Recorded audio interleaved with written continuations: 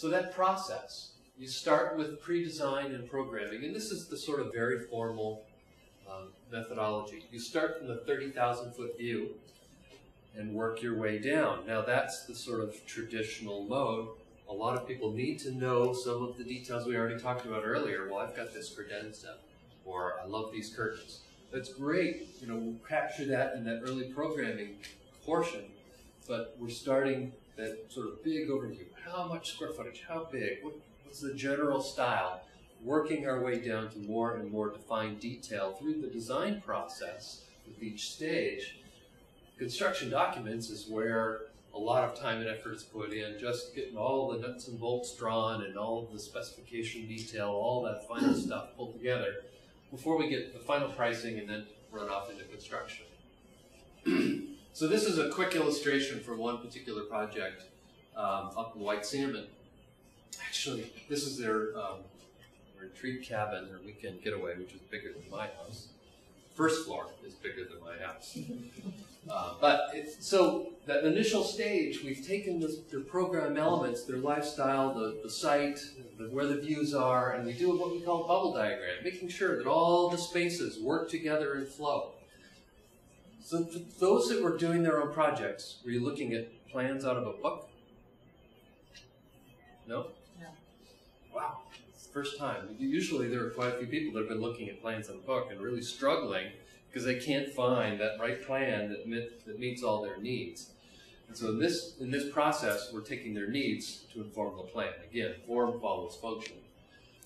When we found that right flow, then start going into some schematic design concepts, those real quick sketches, and then it gets more and more detail, building sections, and we finally get down into the illustrations about what it's going to look like, which then leads to that last step, that last stage, the construction documents, the permit drawings that the builders run with. Anybody know this movie? Mm-hmm. Oh, Mr. something. Landing. Mr. Landing. Landing?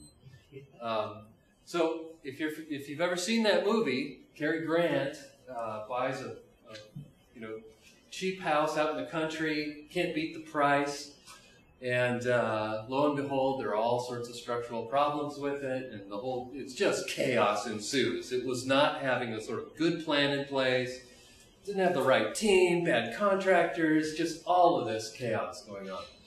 We're going to try and we want to help you avoid all of that by careful planning in advance, budgeting, having realistic expectations for construction costs, realistic expectations for how long it's going to take, and making sure you have the right support team with you. So that's yourself, your design team, the contractors, all have to be the right fit. You have to be able to communicate and be comfortable with them. Check references.